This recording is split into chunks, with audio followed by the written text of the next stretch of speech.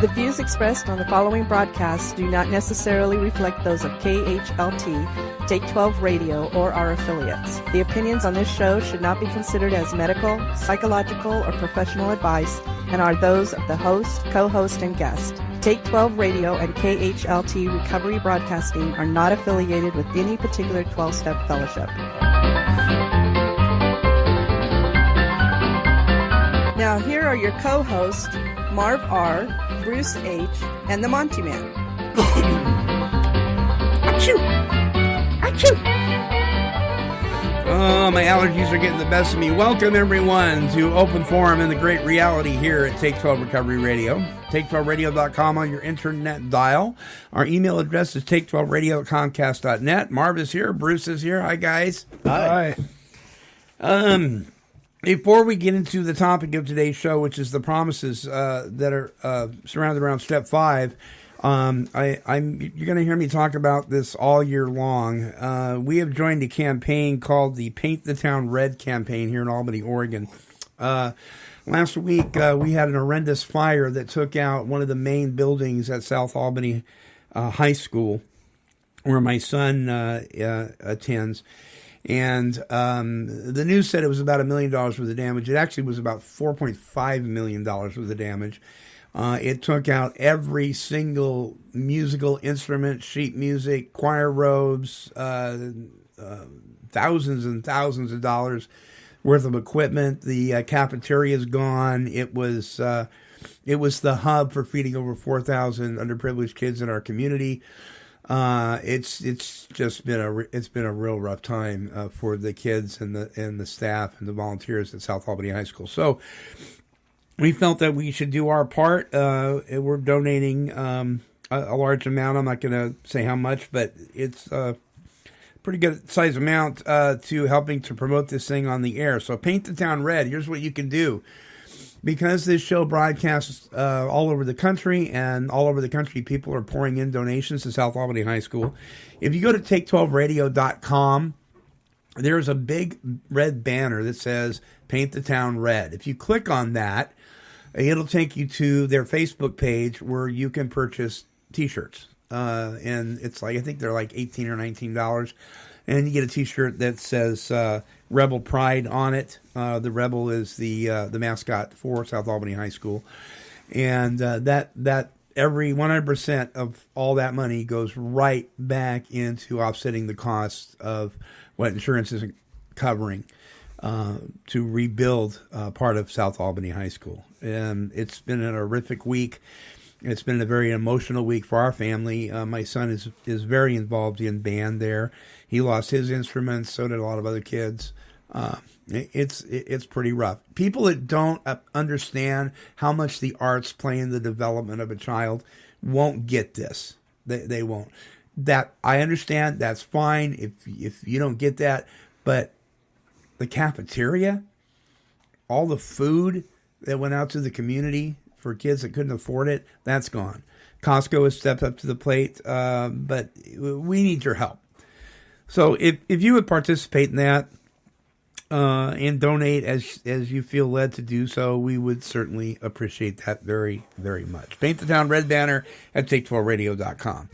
Also, we want to give a shout out to the rock group Journey. The drummer has stepped up to the plate. He's donated $10,000. There's a lot of people coming together, and we get a small community like this. It's really incredible to watch what happens. And so I'm deeming it the Phoenix Project here at Take 12 Radio because we're rising out of the ashes of this thing. And so help us help them, would you please? All right. So promises of Step 5 is what we're going to be talking about this week. And we're going to take our first break and come back. And I think we're going to hear from one of our good friends. So don't go away.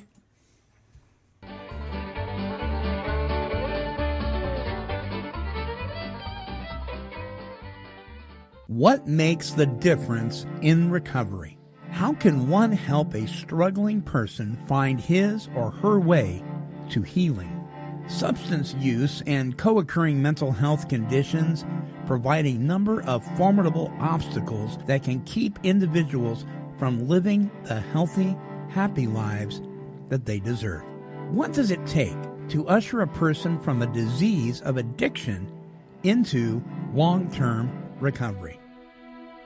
Introducing Foundations Recovery Network, where they believe in providing evidence-based, integrated treatment and patient-centered care.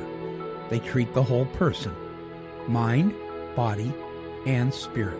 Because they treat both substance use and underlying mental health conditions, they are able to address the root causes of addiction and prepare individuals for a sustainable life in recovery.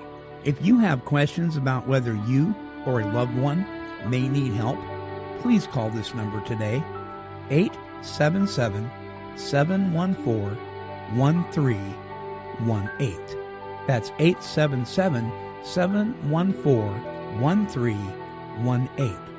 This may be the most important call you ever make.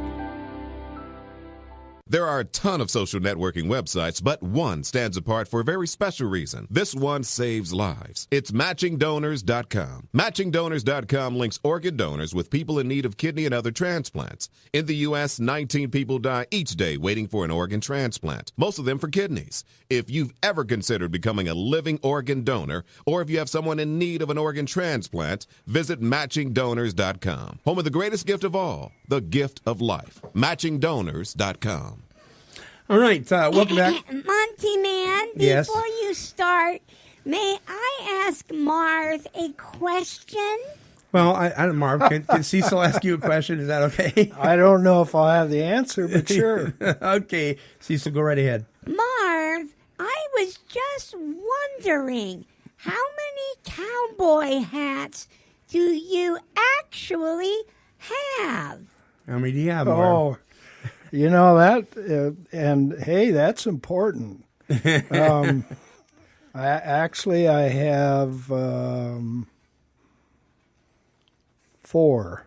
4. 4. You have 4. Yes.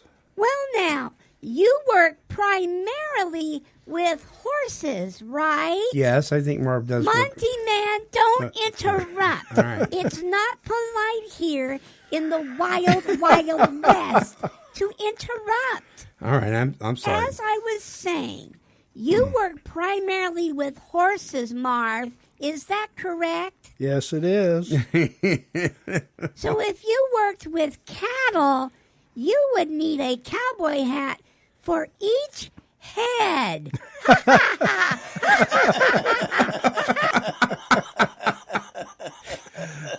Oh, my word.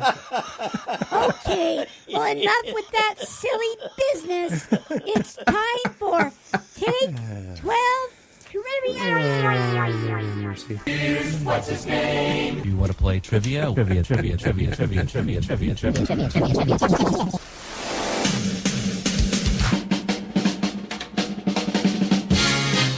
That's right, it's Sam for Take 12 Trivia.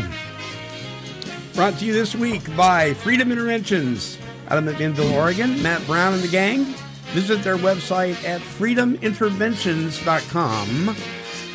If you or someone you know needs an intervention, I don't know, if you think you need an intervention, you're probably not going to be the one making the call. But anyway, visit freedominterventions.com. All right. Bruce is going to love this. Marv, I'm sure you are too. We're going to see how well you know your French. All right. That is, I'm probably pronouncing all these wrong, but it's a good, well, you know, it's a good thing. Vache is the French word for, and you have 3 choices. What? Vache, or vache, is the French word for, is it cow, car, or carrot? Vache. A carrot. You going to say carrot? What do you say, Marv? Well, that's Greek to me. My dad used to always say that. Take a stab at it. What was the choice? Car, carrot? Or cow. I'm going to say cow. Wow. Says the black and white cow. What a friendly smile, and so big. Wow. Yes, Marv was correct. It is a cow. Leche, French, leche, I think is milk. I think in Spanish. I would have got leche. You would have gotten leche. Yeah, but this is French, not Spanish. So, okay, here's number 2. Okay. Porci. I know I got that right because I was told. Porci, but it's pronounced P-O-R-C. Porci is French for the word people, pig, or paper. Now, I hope the audience knows that this is purely all guessing on my part. Let's go with paper. Paper, Porsche. People, pig, or paper, Marv. Think about the spelling of the word. P-O-R-C. I'm going to say people. Okay, well, let's see what the answer is. Oink, oink, oink, says the pig, rolling in a mud puddle that's really big.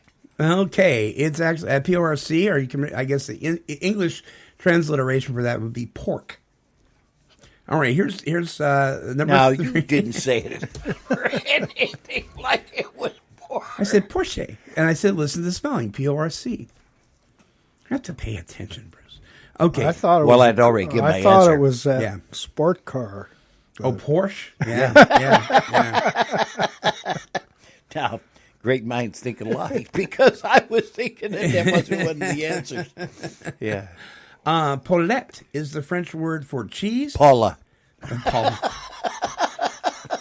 Now, if you the last 2 answers were cow and pig. So there's I'm going to give you a hint here. There's kind of a pattern going on here. Okay. Paulette is the French word for cheese, chicken, or cherries. Chicken.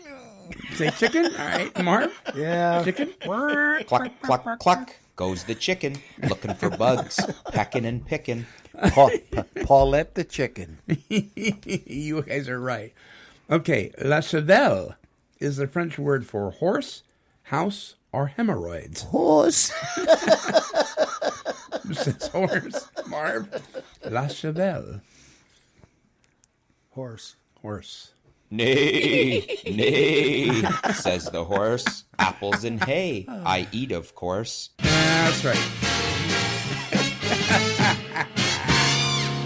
La chevelle, like the car. Right? Wasn't that fun? Yeah. Little French lesson? Well, Probably 2 out of 2, and they were given to me, so that means I'm a dummy. Anybody out there that's French is probably going to pronounce all those wrong. I mean, but we have fun here. Don't go away. We'll be right back with the promises of the 5th step. Origins Recovery Centers provides integrated inpatient treatment for substance abuse and co-occurring disorders. At Origins, clients receive expert medical, clinical, and spiritual care individually designed for their needs. Our clients leave Origins with the foundation upon which they will build the rest of their lives. Call now to speak with an admissions specialist. Our toll-free number is 888-843-8935. That's 888-843-8935. Origins, delivering real solutions for real families. Men, women, and their families experience tremendous pain and suffering due to the struggles they face from substance abuse and its co-occurring mental health challenges. They need to find a safe place for peace and healing. Therapia Addiction Healing Center was born out of a deep desire to provide that safe and powerful healing environment. Therapia exists to help people recover from addictions by developing and maintaining healthy, meaningful relationships with God, self, and others. To speak with an addiction specialist, call 1-855-652-4325. That's 1-855-652-4325. Or visit our website at www.therapia.net. Therapia Addiction Healing Center, restoring lives one step at a time. Alrighty, we have returned. Welcome back to the show. This week, the promises associated with Step 5. Step 5 is we admitted to God, to ourselves, and to another human being the exact nature of our wrongs. And I just want to camp out on that before we talk about the promises. We think that we have to go into this morbid, really weird thing sometimes when we give our 5th step. It says we admitted the nature of our wrongs. Now, I believe we need to be thorough. It talks about going into pulling out the deep, dark crannies of what happened and all that kind of stuff. But if we miss the fact that it says the nature of our wrongs, all we're doing is admitting our wrongs. We're not admitting where we've been selfish, self-centered, self-seeking, all that. The nature. And many times those lie in the 7 deadly sins: pride, greed, lust, anger, gluttony, envy, and sloth. And so many times people will talk about all these terrible things they did, but they'll never get to what's behind it. They'll never get to the nature of the wrong. So I just wanted to say that. There you go. All right. Bruce is staring me down. Thank you very much, Monty. You're welcome. All right. I'm going to run through these real fast and we'll go back and talk about them. Number 1, once we have taken this step withholding nothing, here's the promise. We are delighted. Boy, tell that to somebody that's brand new and hurting. You're going to be delighted. Welcome. Yeah, right. Number 2, we can look the world in the eye. Number 3, we can be alone at perfect peace and ease. Boy, being alone did not put me at perfect peace and ease when I first came in. I did not like being alone. Number 4, our fears fall from us. Number 5, we begin to feel the nearness of our Creator. Number 6, we may have had certain spiritual beliefs, but now, here's the promise, we begin to have a spiritual experience. Number 7, the feeling that the drink problem has disappeared will often come strongly. Number 8, we feel we are on the broad highway, walking hand in hand with the spirit of the universe. Number 9, carefully reading the first 5 proposals, meaning the steps, we ask if we have omitted anything, for we are building an art through which, here's the promise, we shall walk a free man at last. So there's 9 of them. And let's go back and start with number 1. We are delighted. And Marv, you laughed when I said that because you weren't real delighted when you walked in the doors, were you? Were you just like, I'm so glad to be here? No, I really questioned heartily what was going on. And actually, when I did the 5th step with my sponsor, I did not have "We are delighted." You didn't go, yay! Yeah, again, it's what I've said quite often. It's a process, and it takes some time, and it does come, but it just takes time to get there for me. Anyway, so if you're at this step and you're not feeling all hunky dory and delighted, let your heart not be troubled. That'll come. Yeah. I think it's real interesting. It says withholding nothing. Yeah, it's conditional. Once we have taken the step, withholding nothing, and sometimes I'm not even sure what I'm withholding yet, and that's why it's so important in the 5th step where it talks about after we've done it, we go off and we kind of review if we've missed anything and that type of thing. And sometimes, with people I've worked with, sometimes it's weeks. And they come back, and there's something I didn't even think about. And let me just say this, they suggest to do this 5th step, and so you do it regardless of how you feel about it. You do it because it's part of the principle for recovery of right. So it says we are delighted. To me, that's a feeling, and I'm worked really hard for a long time not to count on my feelings so much. Yeah, but just the fact that I did this, which was really quite a while ago, it's the principle behind it. Mm-hmm. Mm-hmm. Bruce? Well, I think that both of you are right. I think that it's about withholding.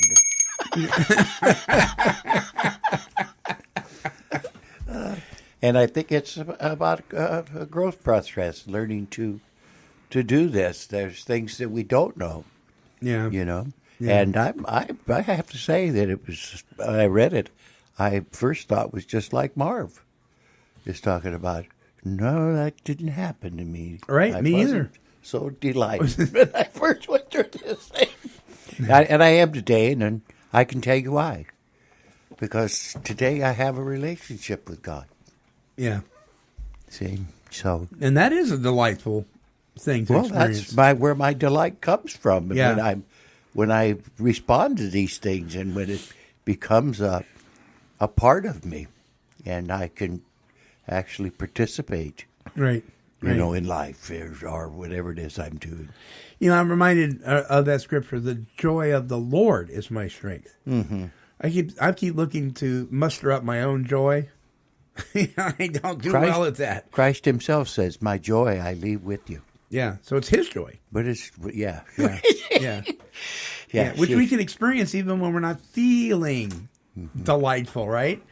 I believe it's inside. Spirit is what he's talking about. Yeah. Mm-hmm. Well, number 2, we can look the world in the eye. This was a great promise for me because I couldn't look anybody in the eye. I mean, I'd go in the store and I would, unintentionally run into somebody I owed money to, or somebody that had been trying to get a hold of me that I was embarrassed to see. I was working in ministry and I kind of fell off the face of the earth, and I'd see one member of the youth group or something, and I'd have to go down another aisle of the store. I couldn't face it. Mm-hmm. I couldn't face it. What about you guys? Well, I think this is a process, Yeah. But I do understand I think the heart of what they're talking about here. Like we were saying, Neuter, we can look the world in the eye. It comes with understanding and reliance, Mm-hmm. and to be able to, like you say, if somebody comes in and to be able to look at people in the eye, to know you've done your best to cleaning up the past, and Marv, what about you? Well, it's pretty hard to look the world in the eye when you come from a world of shame.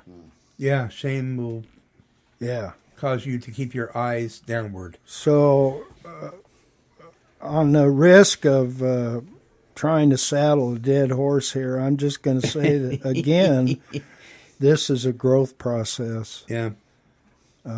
Today, I can pretty well look the world in the eye. Yeah. Me too. But I'll tell you, I mean, I remember sitting in 12-step support meetings and somebody would walk in the room that perhaps I had wronged or maybe even drank with. And I'm thinking, well, thank God I'm here and they're not going to ever come here. And then they'd show up and I'd be hiding. Yeah. I had my hat down over my face. I mean, yeah, it was real. It was real rough. Number 3, we can be alone at perfect peace and ease. I know this is also a process, but I remember moving from I just couldn't be alone.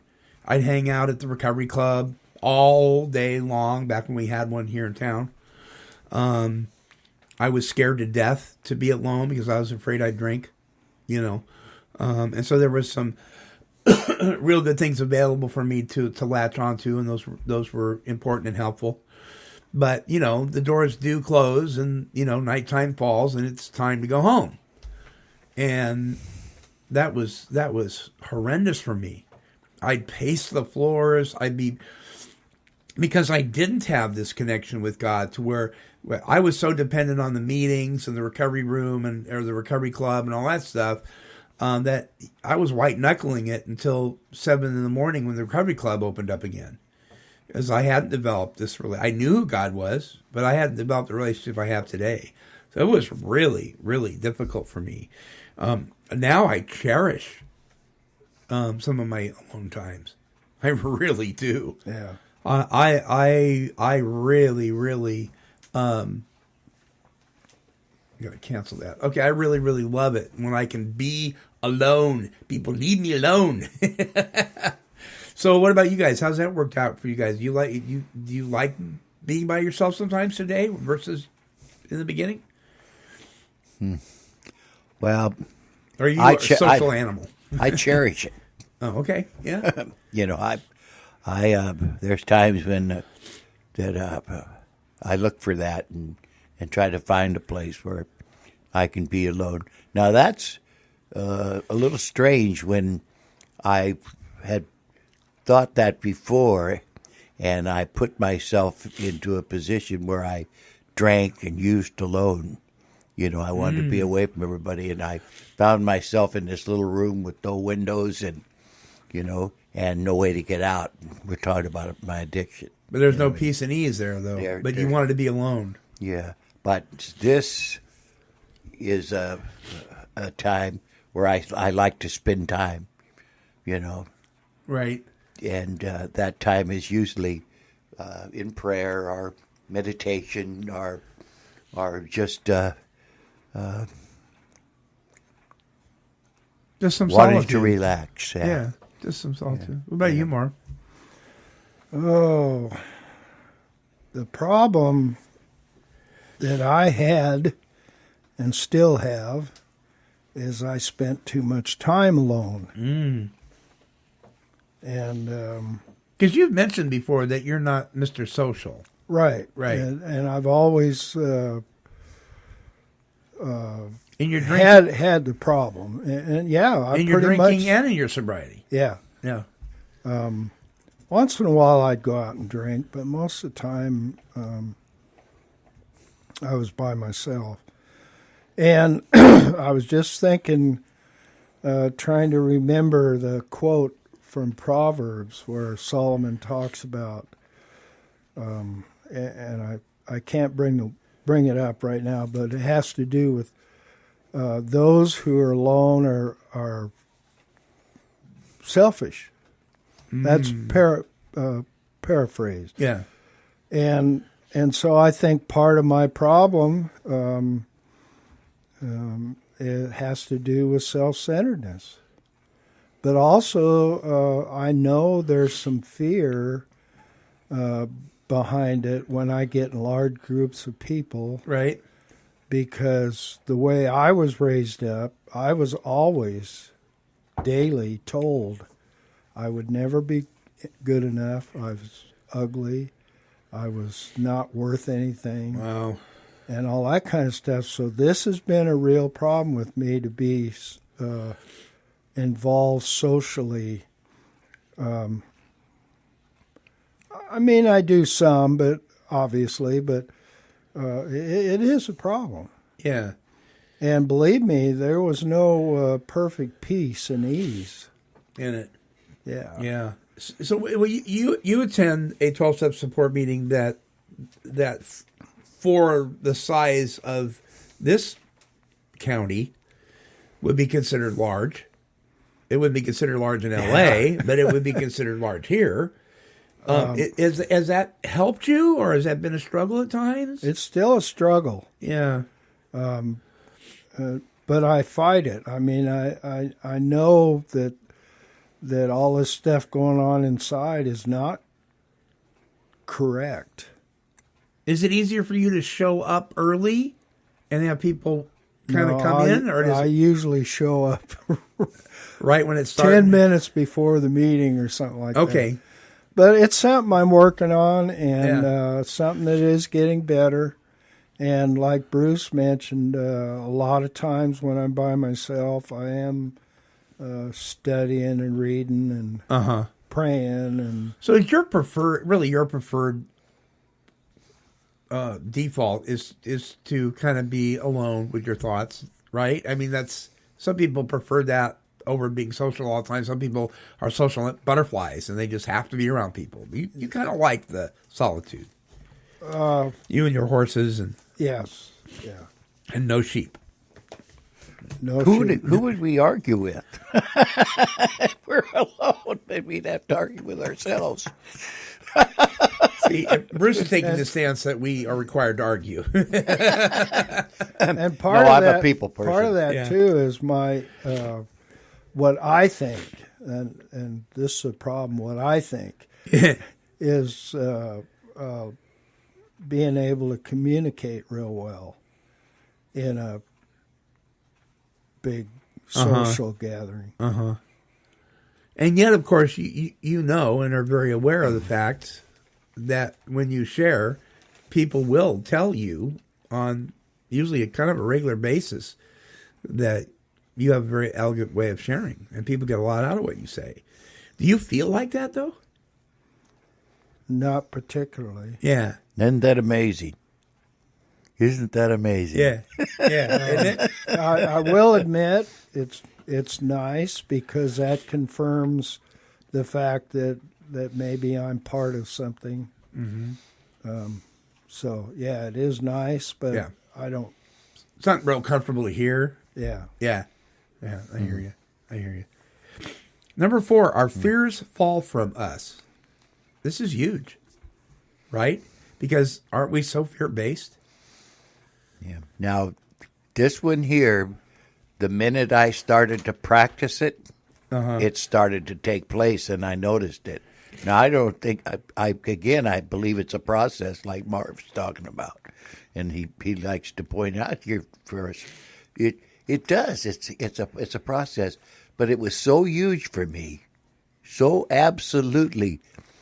You know, the minute that I started to place myself in his hands, that's what the book says. The fear started to subside. Yeah, because people told me the way it would look in my life is either I'd run or I'd attack. Yeah. There was no in between, but I never knew which one of those I was going to do until it happened. You see what I mean? Yeah. Until it just come up on me. So anyway, what I'm trying to get at, the minute I put myself in his hands, I'm talking about the Lord's hands, then the fear started to fall away. Because he was removing. Well, that. he allowed me to walk in the world where it wasn't driving me to do these things. Yeah. You know? And so it was really huge for me. And the problem is putting myself in his hands, humbling myself, for he can be in my life. Yeah. See, Yeah. that's to walk. I call it the walk. We know that a relationship with God is offered freely, but our healing comes from confession one to another. That's a biblical principle. Mm-hmm.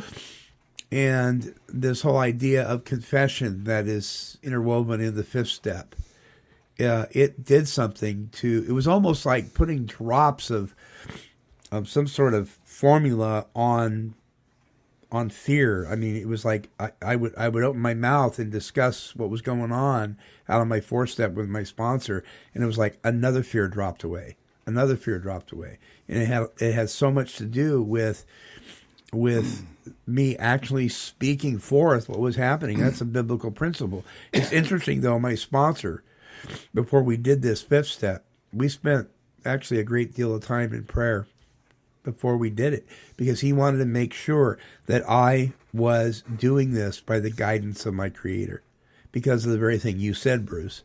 Once I put myself in his hands, if that you happened. didn't, you would be talking to me about self-reliance or step-reliance. Yeah. See, because you say, I did this, I did this this, happened. I did that, right. You know, and I think there's a real danger there.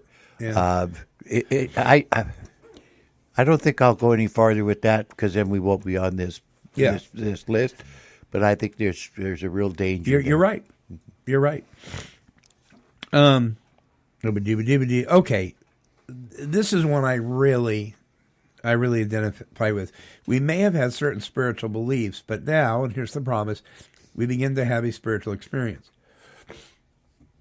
I had been in ministry. I had walked, We went right by 5. Did we? Okay, let me go back. I'm sorry. We begin to feel the nearness of our Creator. Yes, I did skip that. So we begin to feel the nearness of our Creator. Okay, well, you know what? That really mixes with 6, so I'll talk about that in a minute. Go ahead, Bruce. Yeah, I think that happened to me simply because of the fear part. So you felt closer to God because the fears were falling away? I said, wow, I wonder if he's real. Yeah. See, I'm talking about going through this step, because I actually went through the steps before God came into my life. Uh-huh. Yeah. See, I went back 3. Remember, we talked about that. Yeah. So I did all 12 steps, and I didn't really feel a nearness with God. It was when I started to put my fears in his hands and trust in him that I'm talking about this thing started taking place. Marv, did you when you did this opening up about your stuff with your sponsor, did you feel a closeness with your Creator that you hadn't before, or how did that work? Well, let me start with this. on the fears.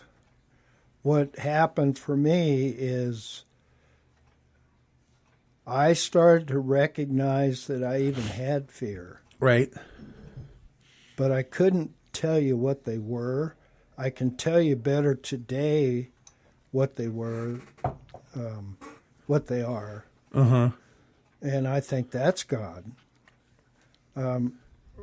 When I do feel the nearness of our Creator, it's off and on. I'm a fallible human being. There's days when I think that God has completely rode off into the sunset.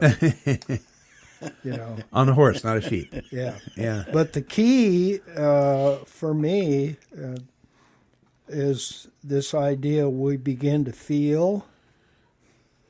I had to get rid of that. I found out that what I need to do is step out in faith and just flat believe that He regardless of your feelings. Yes, that He was right here. And I do that today. And there's times when God Himself kind of says, He makes Himself recognizable to me. Mm-hmm. I experienced that the other day, as a matter of fact. So, yeah, I began to feel the nearness of our Creator, but it's off and on and off and on. And so I have to step out in a commitment and say, Lord, I know I can't feel You're working in my life, but I know You are. Right. Regardless. Right. So once again, we have to say, just because you don't feel a certain way doesn't change the truth. The truth that He loves you, the truth that He's there, the truth that He doesn't leave you or forsake you. You may feel like that, but sometimes we just have to cling to the truth. Yeah, I like the words that Marv used about faith and commitment. And, I'd learned because, see, I would have come right in with the word trust. Yeah. Learning to trust Him, you know what I mean? Stepping out into faith and in my commitment to rely upon Him, you know. And that, going back to what you said a little while ago about the ability to share with people. Right. And Bruce has been on the other end of this thing. I will be talking to him, and I'll rattle off this idea that God isn't anywhere around. What am I supposed to do? Blah, blah, blah. Poor me, poor me. I'm angry at Him and everything else. And I think that's necessary because, like you said, it loses its power. And then I can come back and after a while and say, oh, wait a minute, man, I am so far off base. Yeah. And I'm sorry, Lord, I know You're here. And it's back and forth, and those time periods get shorter and shorter and shorter and shorter. Uh-huh. Oh, that's wonderful. Yeah. Yeah. That should be a promise. Oh, wow. Yeah. So I began, something happened in me when I went from a believing to actually experiencing what I thought was true. And so, number 6, we may have had a certain spiritual belief, but now we can have a spiritual experience. I believed, and I mean, you could have hooked me up to a lie detector test, and I would have passed it. I believed that I believed that I believed that I believed. There was no doubt in my mind who God was in my life, what His will for me was, the whole 9 yards, the call I believed that He had on my life. And I went through that for years, but I hadn't experienced being close to Him. You want me to tell you what I think they meant by this? Yes, please. Spiritual experience, especially here, when He put it here. You start to have a God consciousness. Mm-hmm. You know that's good. And I think that's what the writers originally had built. Now, I don't know this. Right. But that's the take I've taken on this. I kind of think you're right.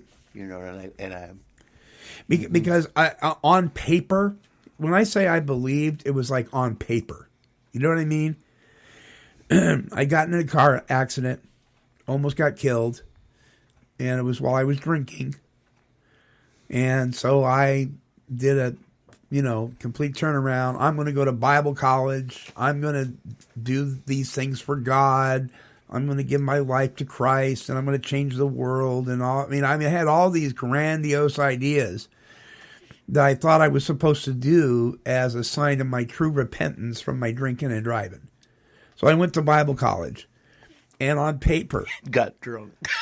Yeah, I learned how to drink even better in Bible college. It wasn't Bible college's fault, but I was away from mom and dad. The whole college thing. But I did, and I stayed sober for a while, white knuckling it to the max, trying to get through. Bless his heart, Dallas Missouri's Life of Christ class. I had to take like 3 times because but I went through this experience of education and my commitment to God on paper, but I wasn't walking with Him. I really thought I was. I believed I was, but I wasn't experiencing this nearness, this God consciousness at all. Mm-hmm. And I didn't know that then. When you took your 4-step and you took a look at those things, did it reveal to you? Absolutely, it did. Mm-hmm. You bet it did. Saying, here you are, a man of God, and I'm just the opposite. I wanted nothing to do with him. I was terrified of him. And yet the same steps, because they revealed what was blocking me. And you were walking without him, and I was walking without him. Mm-hmm. And here I thought I was, doing. I really believed in my heart of hearts that I was doing. I wonder if it right wasn't harder for you. They say it is. I think it was. Because my sponsor had to keep telling me, give it back. You're taking back what you think you know. Oh, give it back. Because I was going, yeah, but. He says, every time you say, yeah, but, you're taking back the stuff I told you have to give to me for a while. And he was right. And just a side note there, it's really interesting. Ebby went back out and drank, right? And we talk about Ebby's influence on Bill and everything. My sponsor, who showed me a lot and gave me really helped me walk into this relationship with God, he went back out. Yeah. See, Bill really owed a debt to Ebby, and he hung in with him all them years. He went into a couple programs, lived in that house for a while. So it was, he really believed he owed him a debt because he brought this thing to him. Yeah. And here's the thing. I say that because I hear a lot of people say, well, Ebby went out and drank. After he said he had religion and all this stuff, then he went out and drank, so it wasn't valid. No, that's not true. No. It was valid. What my sponsor taught me was valid. His relationship with God was valid. But the truth of the matter is, he went out and drank. That has nothing to do with invalidating God. No. Yeah, it's like we're talking about you went to Bible college and all this. I'm not invalidating God. No. But a lot of times people think I'm talking about God.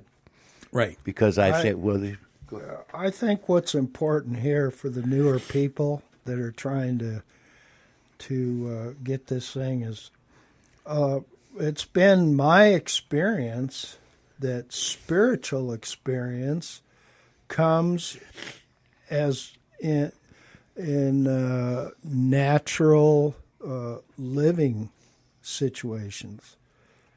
So many people, they look for this grandiose burning bush type thing. Right. For a spiritual experience, when all they really need to do is sit down and ponder what's been going on, what happened back here, and for everybody it's going to be different. Yeah. What came out of a certain circumstance and stuff like that, and then doing that, you realize that how could that happen? Yeah. Whether it has to do with relationships, finances, work situations, whatever. You're sitting there looking back on it. Well, I couldn't have worked it out any better myself. And to me, those are the kinds of things that are spiritual experiences, because the unnatural happens in these circumstances, and we're so busy in our heads doing this, doing that, running around like chickens with our heads cut off, and saying, well, I haven't had any spiritual experience. Yeah, because we didn't see a burning bush, we think that it's not valid. Yeah, but it just comes in the natural course of our life when we're believers, or trying to move forward in things that are spiritual. So if you're waiting for lightning to strike to validate having a spiritual experience, you may be waiting a long time, because it may be all around you right now, and you're just not seeing it because you're looking in the wrong places. Let me give you a quick example. Yeah. My place is on Highway 34, which is a very busy highway. Yeah. Okay. On at least 3, maybe 4 occasions, I've had horses get loose. Well, one of my biggest fears is one of them guys is going to run out on the highway and get run over, you know. Yeah. Do you know that out of all the times that that's happened, one horse actually run for the gate to go into the highway, and he stopped and turned around and went back the other way. And how does that happen? Yeah, you don't have one of those No, metal things that he just stopped and turned around. Yeah, and so I've sat down. You know, I mean, this has been a while back, and I thought about that, and I thought that can be nothing else but God working in my life. Yeah, because them horses, you know, they're not very smart. They don't know there's 18-wheelers rolling down that road. And you're on a curve too, aren't you? Kind of? Well, I'm just past the curve. Past the curve, yeah. Yeah. And not one of them has ever went out on the highway. And, of course, I'm overly cautious. I don't want them to get loose by any means, but once in a while you get a hammerhead and he does something, pulls away or jerks and runs off. And so... Well, it sounds like some people I've worked with in the program. But that's in a normal course of a day. Yeah. You know, and I'm really grateful. Mm-hmm. It's taken me a while to adjust to what Marv is saying, you know, to come to the realization that there can be spiritual experiences in that, you know. Right. And because this thing that happened to me was the light, molting light that comes down and hits you and just turns your life over. You know, it wasn't a light; it was God Himself. Yeah. You know, and so that's my spiritual experience, and I don't understand that some people it comes gradual and that they are able to see the beauty of this thing in everyday life. Mm. But see, who am I ask myself, that's not so. You know what I mean? Who am I to say that it has to happen the way it happened to me? Boom. Or like it happened to Bill. Maybe God knew that's what had to happen. I just you see, I think that's it. But I think that's to it. learn and to see that, right? You know what I mean? So I think if Marv was right, and I like what he said, that's been his experience, and I think there's a real truth in that. Well, you look at the difference between Bill and Bob. Yeah. You know, here's Bob. He was having an spiritual experience with God growing up. You know, he didn't have a white light experience like Bill did. Mm-hmm. You know, he had the educational variety. It was a process over time. He went through resentments towards the church. He went through coming back to the church. He did blah, blah, blah, blah. Bill? Yeah. Totally different. Yeah, totally different. It was with me. And I wonder if that's not what it takes for some of us. You know, you bet. You bet. I don't think that, and that's why I just love this thing because, it sure does level the playing field. It does. It takes guys like me that's somewhat into the spectrum. It takes guys like Marv that's on the other end, and we can come together. Yeah. Okay, number 7, the feeling. Here we go, the feeling again. The feeling that the drink problem has disappeared will often come strongly. I wonder why they put that strongly in there, because of the addiction, maybe. You know, it's interesting because I was reading yesterday in the Gospel of John, and John's writing this, and he's talking about the Lord, and he says, so-and-so, so-and-so, so-and-so, and John, who God loved, is like, he had to put that in there, like, God loved me. I'm the one he loved. I think we take certain liberties when we write things, and I know that Bill was no different. Bill loved to edit what he wrote and then republished, and that we see that in some of the changes in some of the writings, but it's almost like the feeling that the drink problem has disappeared will often come strongly. Was this his experience? Perhaps it isn't going to be with everybody's. I will tell you that the feeling that the drink problem had disappeared when I did my fifth step came strongly because of my ego. I was doing that, and my sponsor had to reel me back in. I was doing that. I'm doing this. I'm confessing these things, and this is all gone now. I feel it. I'm so excited. But it was based, I kept pulling it back, basing it on, well, I'm doing this. That's one of the reasons why I've told you guys before. When I did my fourth step, I got a binder at the stationery store. I printed out these graphics. I had graphics and charts and graphs, and I had pictures that I had designed myself, and I was all ready to take this to my sponsor, and he goes, I don't want to read that. Because I was so wrapped into having this experience, and I was trying to muster it up on my own power, and so it took me a while. But did you guys feel that the drink problem? Do you feel that it has disappeared? The drink problem. I'm talking about other issues. I'm talking about the drink problem. In other words, has the obsession been removed? If you're talking about the obsession has been removed. Yeah, amen. And it goes. There's a place where it talks about that in the 12 by 12, and I wished it was in the big book. See, but the 12 by 12 describes what it should look like in your life, and when the drink problem has been removed, I've always believed that it's because the obsession. When I'm sober, I'm not thinking about drinking and. This time it'll be different. I'd like to go get loaded. That's not taking process. If that is, then there's something wrong with my walk with God. You see. Yeah. What about you, Marv? Oh, I was hoping you wouldn't ask me. Yes. I have went long periods of time knowing that I didn't have to drink. And felt good about it.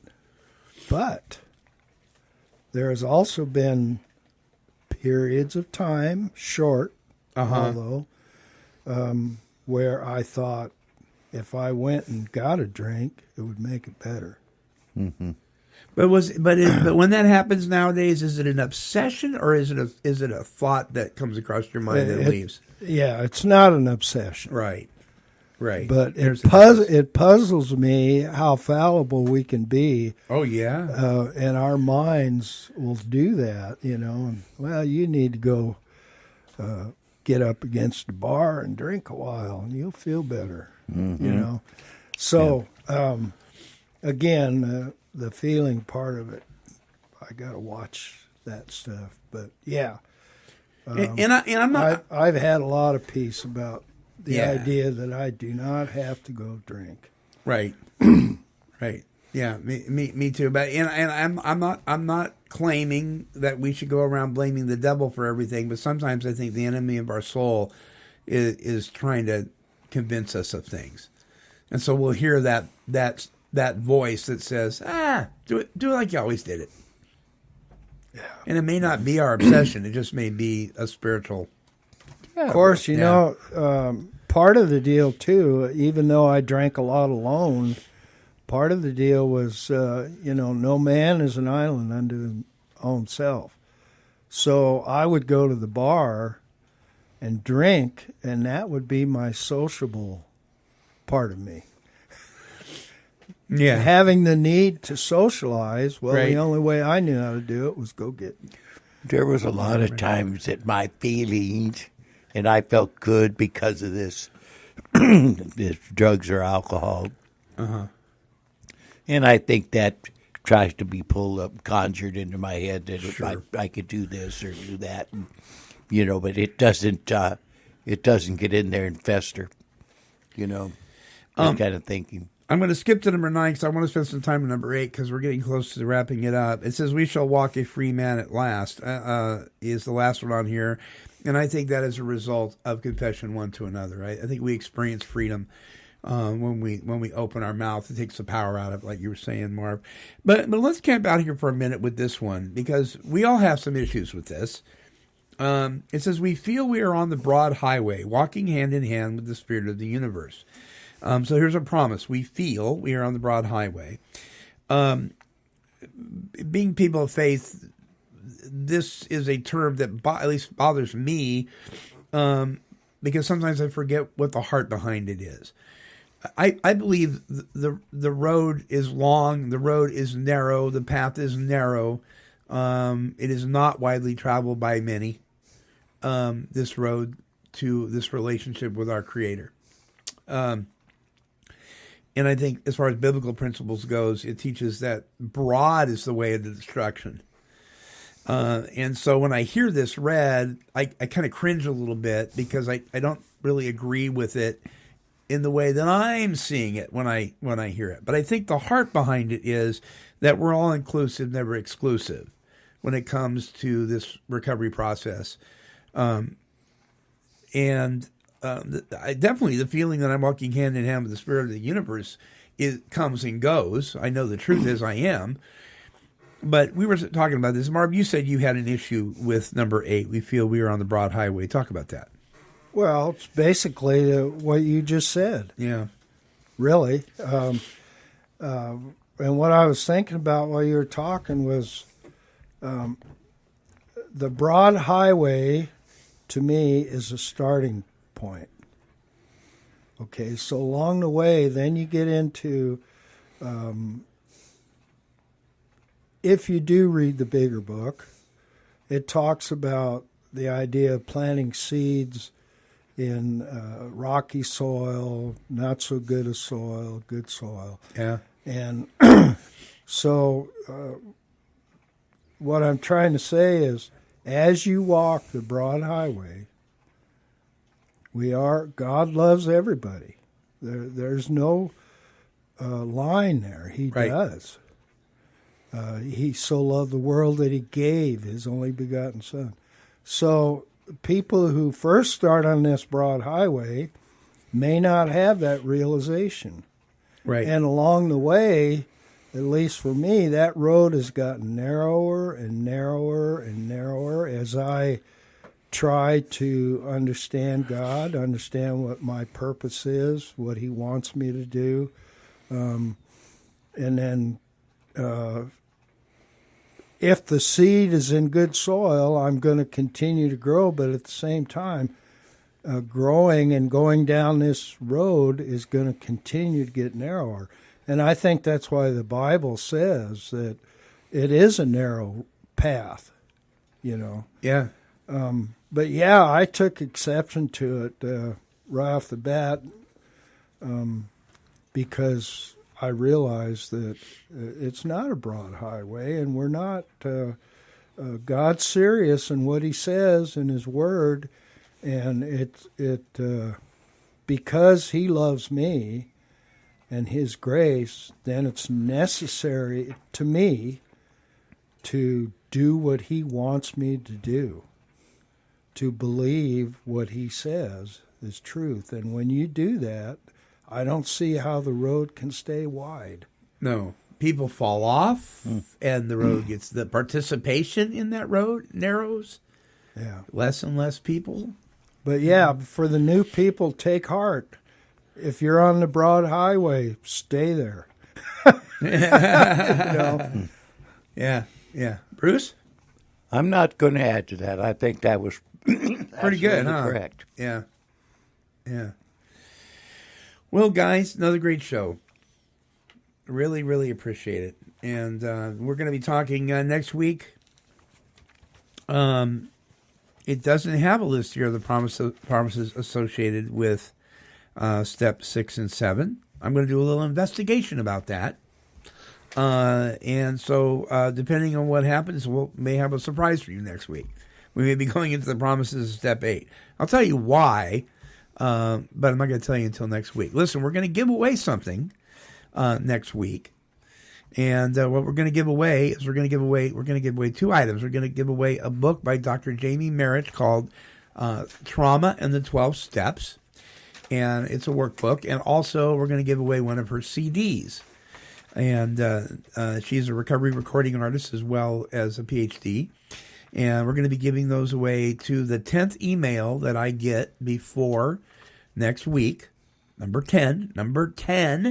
And there'll be timestamps, so I'll know which one it is.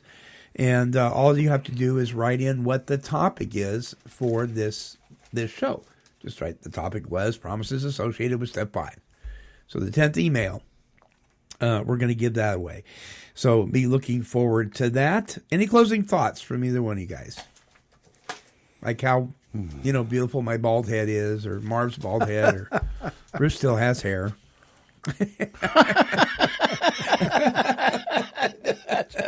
Isn't that funny? I was just wondering why there was no 6 or 7 step promises, but I guess I'll have to wait. We have to wait till next week. Yeah. It'll be an interesting show. It will be. Are we going to talk just about that? Just about that? I'm not going to tell you. Oh. I'm not going to tell you. Cecil took me off guard. Next time it's your turn, Bruce. Bruce just loves Cecil. Cecil likes you. All right. Until our next broadcast, my friends, and don't forget, please support the fundraiser, Paint the Town Red for South Albany High School to offset the funds of this horrific event, the fire that took out one of their main buildings on campus there. Go to take12radio.com and click on Paint the Town Red banner. All right, until next broadcast, this is the Monty'man along with Marv and Bruce, and we're wishing God's perfect serenity for you.